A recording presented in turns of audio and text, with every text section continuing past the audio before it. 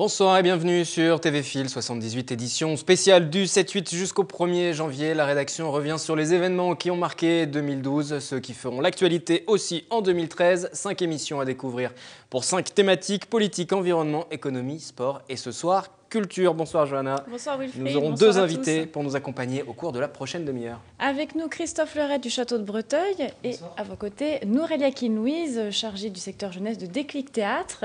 Voilà, ensemble nous allons donc parler de l'année 2013 des nouveautés pour le Château de Breteuil et Déclic Théâtre, la compagnie de Trappes. Déclic Théâtre, le Château de Breteuil, 26 minutes d'édition spéciale du 7-8 à suivre dès à présent.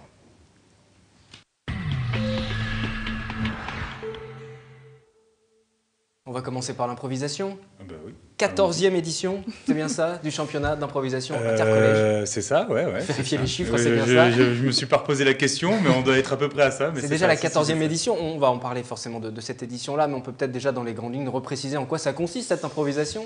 Eh ben, l'improvisation, les matchs d'impro, c'est deux équipes qui se rencontrent sur les thèmes d'un arbitre, voilà, et puis c'est jugé par le public en direct, voilà, et puis ça permet de désigner un vainqueur à ces rencontres de théâtre. C'est entre collèges, combien d'établissements participent? Et là, on a un SICMIT, on a le SICMIT qui se déroule sur Saint-Quentin en Yvelines, qui est championnat SICMIT, c'est quoi? C'est championnat intercollège de matchs d'improvisation théâtrale. Donc voilà, on l'appelle SICMIT. Je sais que ça fait un sigle de plus, mais en tout cas, ça s'appelle le SICMIT. Et donc, on a 10 collèges de Saint-Quentin. Sur Montigny, Magny, Trappes, Elancourt, élargi avec le collège du Ménil qui accueille les élèves de la Verrière et de Morpac qui accueille les élèves d'Elancourt. De plus en plus d'établissements sont volontaires pour y participer parce qu'il y a un vrai projet pédagogique aussi. On s'amuse beaucoup pendant l'impro. On a énormément de demandes et de plus en plus. Après, nous, sur ce projet-là, c'est vrai qu'on est un petit peu dans la contrainte aussi parce que on est une compagnie qui, si elle a besoin de s'étendre aujourd'hui, doit grandir dans son ensemble. Parce que ce sont des comédiens en fait de Déclic qui interviennent dans les collèges tout au long de l'année, qui préparent les élèves pendant des ateliers. Exactement. On a des formations sur 30 heures sur chacun des collèges qui participent à ce projet-là. Et qui est entrecoupé de 4 temps forts avec une série de phases de match dans l'enceinte de leur collège, qui aura lieu là en janvier d'ailleurs, pour les premiers. Une série de matchs où les collèges vont se déplacer dans d'autres pour jouer contre d'autres collèges. Enfin, ça, c'est ce qu'on appelle le match intercollège, c'est la rencontre entre 3 établissements. Une qui vote et 2 qui se rencontrent. C'est une grande organisation quand même. C'est un dispositif qui effectivement qui aujourd'hui tourne bien. Qui est soutenu par la communauté d'agglomération de Saint-Quentin et TV Fil d'ailleurs, qui nous accompagne sur ce projet-là tous les ans, depuis quelques années notamment, et puis plein d'autres. Et ouais, effectivement, aujourd'hui, c'est une affaire qui tourne pas mal. Il y a les salles de spectacle de Saint-Quentin qui s'investissent aussi dans le projet. Cette année, le Prisme, le Scarabée pour nous accueillir en finale, et la Meurice, comme d'habitude, sur les matchs de qualification. Christophe Leray, vous êtes venu nous parler du Château de Breteuil, puisque vous êtes en charge de l'événementiel là-bas, mais vous avez aussi une compagnie théâtrale, la Troupe du Crâne. Exactement. On vous a reçu à de nombreuses occasions sur ce plateau pour en parler. L'improvisation pour vous, vous en avez fait? Un tout petit peu, mais... comédien plus classique pour vous? C'est plus classique, oui. Voilà notre registre, mais c'est tout aussi impressionnant et intéressant. Tous les théâtres me plaisent, donc oui, l'improvisation, moi je ne suis pas spécialement aguerri, mais à creuser peut-être. Et bientôt dans la patinoire, prochainement. Alors justement, en parlant de nouveaux qui entrent dans la patinoire, on avait reçu Papy, donc le directeur artistique de Déclic Théâtre en plateau, qui nous disait que peut-être Omar Sy viendrait, il y aurait peut-être quelque chose qui serait fait avec lui. Alors on mène l'enquête. Oui, on mène l'enquête. Est-ce que vous en savez plus aujourd'hui? C'est la question. Alors moi, je ne suis pas au courant à titre personnel, très sincèrement. Après, effectivement, Omar Sy, Jamel... Il n'est jamais rentré dans la patinoire pour faire de l'improvisation. Omar Sy n'est jamais rentré dans la patinoire pour faire de l'impro. En revanche, il est déjà venu à Déclic pour Par contre, il est très proche de la compagnie par l'esprit, comme les autres comédiens qui connaissent notre compagnie de près. Et effectivement, je pense que c'est un grand rêve pour tout le monde de pouvoir rassembler tous ces comédiens qui ont réussi à Déclic, qui ont des parcours fabuleux aujourd'hui et qui on aimerait pouvoir rassembler tout ce monde-là. Oui, en tout cas, tout le monde en a envie, puisqu'Omar Sy, on l'avait rencontré aussi sur TV Fil lorsqu'il est venu à Saint-Quentin-en-Yvelines présenter son dernier film, et on lui a parlé de cette éventualité de rentrer dans la patinoire, faire de l'impro. Il a dit pourquoi pas. Il n'y avait pas pensé, mais c'était effectivement une idée à creuser. Donc voilà, donc, on va réussir par l'intermédiaire de TV Fil à faire rentrer tous les comédiens de Saint-Quentin-en-Yvelines dans la patinoire. On attend. Alors en parlant de la compagnie, il y a aussi d'autres spectacles qui sont joués. Il y a Lysistrata notamment qui avait été interprété l'année dernière par Mélanie Lemoine et Papy. C'était à la Ferme du Mousseau et à la Meurise aussi, en mars 2012. Et cette année, donc, le spectacle va être repris, la pièce va être rejouée. Alors, la pièce va être rejouée. Pour l'instant, on est encore en recherche d'un lieu sur Paris et on essaye de diffuser le spectacle un maximum parce qu'on est très fiers de ce projet-là, qui est une vraie réussite déjà artistique pour la compagnie.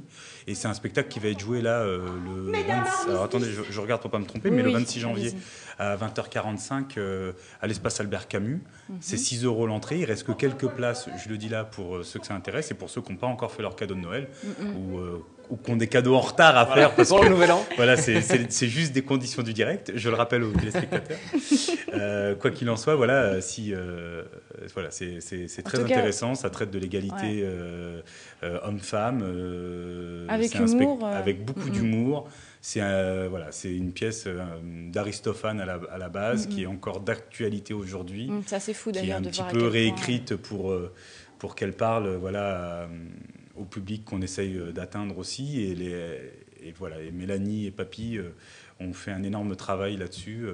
Et on est très fiers de ce projet-là, en tout cas. Et puis on espère qu'il va être vu par un maximum de personnes. Donc ça, vous allez ouvrir un petit peu l'année 2013 avec Lysistrata. Il y a aussi une autre nouveauté, c'est des ateliers pour adultes sur Manille-les-Hameaux. Ça, c'est quelque chose qui vraiment s'est ouvert cette année, là, en septembre. Alors oui, ça existe depuis septembre. On est en soutien là-dessus de la ville de Manille qui nous commande ce projet-là. Et nous, voilà, ça nous intéresse effectivement d'avoir des Saint-Quentinois parce que en plus, c'est vrai que c'est un territoire très étendu, qu'on ne peut pas répondre non plus sur Trappes ou sur les environs de Trappes à toutes les demandes. C'est quelque chose qui est de plus. On a vraiment énormément de demandes et c'est assez difficile des fois pour nous mais c'est pas l'envie qui nous manque, hein. C'est vraiment la difficulté de retrouver des créneaux, de retrouver des gens pour faire les ateliers, tout ça. Et effectivement, cette idée d'avoir monté cet atelier-là sur Manille-les-Hameaux, en plus, ça rencontre un vrai succès avec des adultes et des adolescents. Et c'est Amel Hamziane qui fait un gros travail sur le terrain pour Déclic Théâtre. Je la salue, elle et les autres intervenants, et qui s'occupent de ça. Et puis s'il y a des gens qui sont intéressés, il y a encore des places dans les groupes ados à Manille-les-Hameaux. Ados seulement. Ados, oui, ados, il reste quelques... Et pour les adultes, c'est complet, je crois. Mais, on peut faire de l'impro à n'importe quel âge. On peut faire de n'importe quoi. Non, pas de n'importe quoi. Non, on peut faire de l'impro. Il n'y a rien qui peut nous empêcher de faire de l'impro. C'est quand même plus dur quand on est adulte, non? C'est un autre... Il y a moins de retenue peut-être, forcément pour les enfants. Alors quand on est enfant et qu'on devient adulte et qu'on a pratiqué toute sa vie, il y a des questions qu'on ne se pose pas quand on est adulte. Quand on est adulte, effectivement, il y a un travail un peu plus... il y a un peu plus d'efforts à faire, j'ai envie de dire, sur le côté... sur son image, voilà, sur comment on s'amuse sans se sentir jugé, voilà. Mais voilà, après, c'est pas quelque chose... C'est tout à fait possible. Il faut faire de l'impro quand on est adulte. Bien au contraire, il faut y aller, il faut se tenter. On va continuer. Surtout, juste pour finir, et puis surtout quand on est adulte, on rencontre, quand on se met à faire des matchs, Johanna, vous savez de quoi je parle. Oh oui. On rencontre des gens qui sont souvent plus aguerris que nous et qui nous accompagnent et du coup qui nous mettent à l'aise et qui nous permettent de jouer des choses sur lesquelles on ne se serait pas capable. C'est vrai. Et là, moi, je pense à Issa Doumbia, qui était mon premier prof et qui, justement, m'a donné cette confiance. Merci, Issa. On continue à parler d'improvisation avec Déclic Théâtre. On parlera du Château de Breteuil également. Juste une petite pause avec un retour sur cette opération Pulsation urbaine. C'était en novembre dernier. Vous l'avez découvert sur notre antenne. Oui, l'improvisation qui fait partie des cultures urbaines, c'est une thématique qui est chère à l'agglomération de Saint-Quentin-en-Yvelines. Les pulsations urbaines ont envahi le territoire saint-quentinois depuis 2012. Un exemple avec ce cours à Manille-les-Hameaux de Hip Hop Games.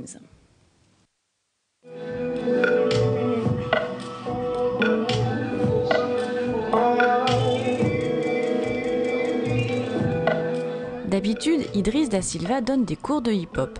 Aujourd'hui, c'est lui l'élève. Il est venu découvrir le concept des hip-hop games. On en a entendu parler, mais on est venu pour voir aujourd'hui. La musicalité, le style, le groove, le feeling et tout ça. Les hip-hop games ont été créés par Romuald Brisolier, champion du monde de hip-hop en 2009. Cette année, le concept s'installe à Saint-Quentin-en-Yvelines dans le cadre des pulsations urbaines, une thématique chère à l'agglomération. À Manille-les-Hameaux, Johanna Faye a proposé un stage d'initiation au hip-hop games concept durant tout un après-midi. C'est s'amuser et ne surtout pas se juger. Et juste s'écouter et ne pas avoir peur d'accepter qui on est et de le danser, quoi. En général, il y a 4 groupes qui sont composés de 4 personnes. Et en fait, ces 4 personnes, elles vont faire tour à tour des jeux. Les équipes s'affrontent lors d'un show en plusieurs épreuves. Improviser avec l'autre, jouer autour d'un objet, les hip-hop games recherchent une dimension théâtrale dans la danse. Sur 3 musiques, avoir 3 gestuelles différentes, 3 intentions différentes, 3 personnages différents. Et ensuite, quand la musique switch, pouvoir switcher de personnage. Le Hip Hop Games concept, une performance à mi-chemin entre battle et création.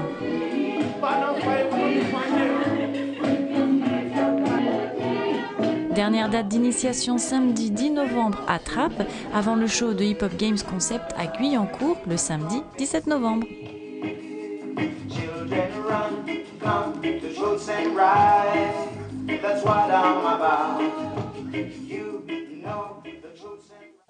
Les pulsations urbaines qui se poursuivent à Saint-Quentin-en-Yvelines jusqu'en juin 2013 et Déclic Théâtre va y participer. Oui, je sais pas. Si, en non, avril. Johanna, vous êtes mieux renseignée. Ah oui, en avril, c'est à la ferme oui. du Mousseau, il y a un plateau découverte jeune Oui, humoriste. tout à fait. Ça, oui. Merci Alors, Johanna. Ok, merci à Nourel Yakin pour ces précisions. C'est Papy en fait qui Moi, organise on m'a une... fait changer de place. C'est vrai qu'on a... Ça y est, Pour les gens qui suivent depuis le début de l'émission, on a fait demandé de faire le tour de la table à cheville. Bon, en tout cas, c'est le mardi 9 avril. Voilà, ce sera un plateau découverte dirigé par Papy, directeur artistique de Déclic Théâtre. Voilà. Puis il y a aussi le Trophée Culture et Diversité pour Déclic, qui a été lancé il y a 2 ans. Avec Jamel Debbouze, issu de la compagnie, et la Fondation Culture et Diversité. Alors, en quoi c'est différent du championnat intercollège, justement, ce trophée? Parce que ça se passe à peu près aux mêmes périodes, en fin d'année. C'est pareil, c'est un projet qui suit le championnat intercollège. Simplement, ça sert toujours à des collégiens. Simplement, c'est un projet national qui est soutenu par la Fondation Culture et Diversité. Et donc, on intervient, au même titre qu'on intervient sur des villes saint-quentinoises, à Bordeaux, à Rochefort, à Lille. Et les 2 collèges qui représentent effectivement la ville de Trappes sont le collège Gagarine et le collège Courbet. Voilà. Est-ce que c'est reconduit cette année en 2013? Et c'est reconduit en 2013, avec ces 4 villes-là. Est-ce que peut-être on pense un jour élargir à d'autres villes? Parce que ça marche pas mal, ce trophée. Alors, on pense forcément à élargir. On en a une énorme envie. Simplement, voilà, on en est encore on est encore en train d'envisager les choses. On imagine différentes formules parce que voilà, ça risque de nous demander encore effectivement une capacité d'intervention. Et là, je minimise pas le fait qu'on puisse pas faire les choses, hein, parce que depuis tout à l'heure, je suis un petit peu sur de la retenue, mais c'est vrai que voilà, ça pose des questions et on se les pose et on va trouver les réponses. Et puis, si on peut le développer, on le développera avec grand bonheur. Lentement mais sûrement, comme on dit. Voilà, on peut le dire comme ça, tout à fait. L'année 2013, c'est aussi une grande année parce que Déclic fête ses 20 ans. Tout à fait. Et là, vous avez une belle surprise pour nous. On n'est pas du tout au courant. Vous n'êtes pas au courant, ça va être très surprise. simple. C'est-à-dire qu'on a tellement été filmé par TV Fil que je vais vous demander... on est en train de préparer une petite série de vidéos qui dure 10 secondes où on demande aux gens de nous souhaiter un joyeux anniversaire. Donc je vais vous demander à vous, ma chère Johanna et mon cher Wilfried. Vas-y Johanna, je t'en prie. De nous dire un petit joyeux anniversaire. Voilà. Alors, est-ce que... Alors, donc... Plus du tout dans le cadre, c'est pas grave, on va le faire comme Nourel ça. Yakin a disparu de l'écran. C'est bon? Donc, qu'on a besoin de voir. Hop, je prends... Hop, allez-y. Donc, joyeux anniversaire à Déclic Théâtre qui fête ses 20 ans. Felicidades, comme on dit en espagnol. On va le faire en français aussi. Félicitations, bien sûr. Voilà. Merci beaucoup. Voilà, pour ce petit message en direct, vous Très pourrez bien. suivre. Ce sera diffusé où? Comment vous allez vous organiser pour les 20 ans? On va faire... Oh, pardon, j'arrive pas à m'asseoir, mais Sinon, pour le bêtisier, ce sera sympa. on va le diffuser tout au long de l'année sur différents supports. Voilà, et puis vous nous apporterez le gâteau la prochaine fois que vous venez en plateau, non, avec les bougies? Ah oui, avec grand bonheur, effectivement. Déclic On qui a viendra 20 ans. fêter, on peut fêter les 20 ans sur le plateau ici. Avec grand plaisir. On profitera pour fêter les 20 ans de TV Fil aussi, parce que c'était l'année 2012, l'année des 20 ans, lancement en tout cas de la chaîne. Restez en plateau avec nous, on va parler du château de Breteuil. Un petit détour par la Russie auparavant, bien loin de 50 ans, Evelyne. Oui, on va voyager. Noël orthodoxe est célébré en janvier. L'année dernière, nous avions fêté ce Noël original avec des enfants franco-russes d'une association de Versailles. C'est dans la nuit du 6 au 7 janvier que le Père Noël russe dépose les cadeaux au pied du sapin. Les enfants l'appellent Ded Moroz, qui signifie grand-père du froid. Il ne vient jamais seul, puisqu'il est toujours accompagné de sa petite fille, Snegorechka. Depuis plusieurs années, tous deux font escale à Versailles pour offrir des cadeaux aux enfants de l'association russophone. D'abord pour nos enfants qui sont français, qui sont bilingues, qui veulent apprendre les cultures et la langue russe. Et après, cette association elle réunit leurs parents. Et plus maintenant les gens qui sont un peu trop loin de la Russie, de la langue russe, mais quand même ils veulent apprendre la langue, la culture, ça les intéresse. L'association née en 2006 propose des cours de langue pour adultes, mais aussi des ateliers pour enfants. Les plus jeunes apprennent ainsi la pratique du russe écrit et parlé.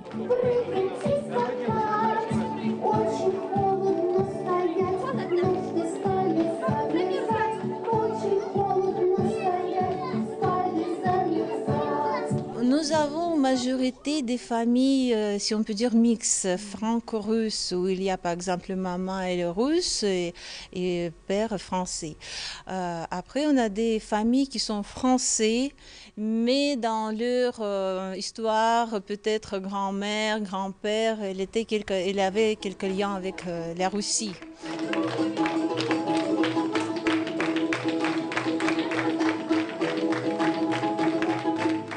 Parce que moi j'ai grandi bilingue déjà, maman est russe et moi mon père est français, donc je suis déjà bilingue de nationalité et de culture et je le transmets à mes enfants. Pour qu'elle parle russe, parce que j'ai envie que ma fille parle la langue dont mes parents me parlaient, et donc pour moi c'est très important.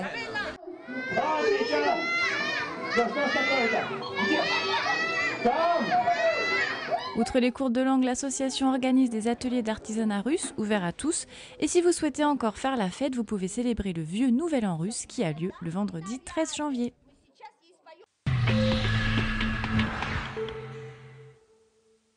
Le château de Breteuil à présent qui va nous intéresser pour cette édition spéciale du 7-8 dédiée à la culture. Nous sommes toujours en période de fête de fin d'année et pendant cette période-là, le château de Breteuil propose beaucoup d'activités. À quoi ressemble le château pendant cette période? Eh bien, tout d'abord, le château est aux couleurs de Noël, éclairé, décoré, et puis vous avez beaucoup d'animations, des ateliers pour les enfants, la conteuse qui raconte les histoires de Perrault, des contes de Noël, des contes d'hiver.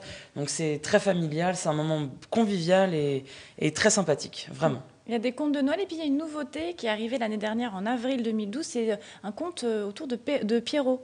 Oui. J'allais dire Perrault. Oui. Alors, nous avons 7 scènes de contes de Perrault à Breteuil et il y a une scène qui sort un petit peu du lot, effectivement. C'est un conte de Michel Tournier qui a été mis en scène dans le four à pain du domaine. L'histoire qui est mise en scène, c'est celle de Pierrot ou les secrets de la nuit. Michel Tournier est un choisellien, donc il habite à Choisel, le petit village qui est autour du château. Et il a écrit la plupart de ses histoires en se promenant dans les jardins du château de Breteuil. Donc c'est un clin d'œil qu'on lui a fait puisque c'est un ami du château et en quelque sorte Breteuil c'est son grand jardin. C'est plutôt sympa. Il y a une discipline comme ça dans l'impro, enfin une catégorie où on explique à la manière des contes. Ah oui, catégorie Pierrot. Il y a deux catégories. Il y a une catégorie conté où il y a un joueur qui se détache et qui va raconter en fait l'histoire qui va être imagée par ses partenaires de jeu. Et il y a la manière du conte effectivement où là on interprète une histoire où on va s'inspirer de Hansel et Gretel ou d'autres choses effectivement. Et puis amateur du château de Breteuil. C'est une région qui est magnifique. C'est un endroit. Le château de Breteuil, c'est très beau. Bien sûr. Pas de l'impro au château de Breteuil. Écoutez, avec grand bonheur. Mais pourquoi pas? Donc vous connaissez bien Breteuil, les jardins vont être un peu mis en valeur pendant cette année 2013 avec l'arrivée de l'art contemporain. Exactement, ça c'est une grande nouveauté pour nous. C'est un artiste qui s'appelle Pierre-Marie Lejeune, qui vit actuellement en Normandie et qui travaille et qui va réaliser plusieurs sculptures spécialement pour Breteuil. L'idée en fait c'est de donner un relief un peu étonnant, de créer la surprise dans ces jardins avec des sculptures à base d'acier, de miroirs miroirs et de cristal dans lesquels les jardins vont pouvoir se refléter. Il va y avoir des jeux de transparence. L'idée, c'est que la sculpture s'intègre bien à son environnement et qu'elle permette de le mettre en relief différemment. J'ai vu quelques images. C'est assez poétique. C'est assez joli parce qu'effectivement, ça se fond plutôt dans la nature. Et vous avez été influencé par Versailles et son art contemporain qui fait tant parler. Alors, le marquis de Breteuil est au conseil d'administration du château de Versailles, donc il n'est pas étranger à l'arrivée de l'art contemporain à Versailles. Mais là, c'est plutôt une histoire de coup de cœur, de rencontre. Et voilà, il y a quelque chose d'un peu instinctif qui s'est fait. L'artiste nous a séduits, alors on s'est dit, mais pourquoi pas, essayons. Et vu qu'il y a un vrai concept aussi derrière, il y a un message. Voilà, c'est intéressant aussi de provoquer l'ouverture, le dialogue, la surprise. Et puis, peut-être que ça ne fera pas l'unanimité, mais après tout, c'est bien de ne pas être uniforme et tiède, et voilà, donc de provoquer le questionnement. Alors tous les dimanches au château de Breteuil, en plus de la visite, il y a des spectacles d'organiser, des pièces de théâtre, peut-être bientôt de l'impro, là ça y est, on a lancé une idée, des spectacles d'escrime aussi, des ateliers macarons, vous me disiez. Alors tout ça c'est gratuit, comment ça se passe? Les gens se baladent et puis après hop, ils profitent des spectacles? Alors en fait à Breteuil, vous avez 2 formules de visite. Vous pouvez ou visiter les jardins, les scènes de contes et les anciennes cuisines du château librement, donc de manière non guidée, ça c'est une première formule de visite, ou vous pouvez donc visiter les jardins, etc. et rajouter une visite guidée du château. Dans tous les cas, lorsque vous venez les dimanches du printemps ou de l'automne, il y a une animation qui est offerte aux visiteurs, à l'ensemble des visiteurs. Et ça, en général, c'est l'après-midi. Et vous avez donc ou de l'escrime, ou du théâtre, ou les grenadiers de Napoléon. Enfin, il y a beaucoup de choses. Il y en a vraiment pour tous les goûts. Mais ça, c'est vraiment une politique du marquis de Breteuil, c'est d'offrir ce spectacle, en quelque sorte, les remercier aussi de faire vivre le château. Comme il le dit si bien, le marquis de Breteuil, les visiteurs sont les mécènes de Breteuil. C'est eux qui font vivre ce domaine privé. Et malgré la crise, ça se porte toujours aussi bien, la fréquentation au château de Breteuil? Oui. Le château arrive à très bien s'équilibrer en termes de budget et de dépenses et de recettes. Et ça, c'est assez rare et on arrive à stabiliser notre nombre de visiteurs et on espère toujours avec de nouvelles activités, de nouvelles animations, dynamiser. Ça, c'est très très important et faire découvrir Breteuil au plus grand nombre.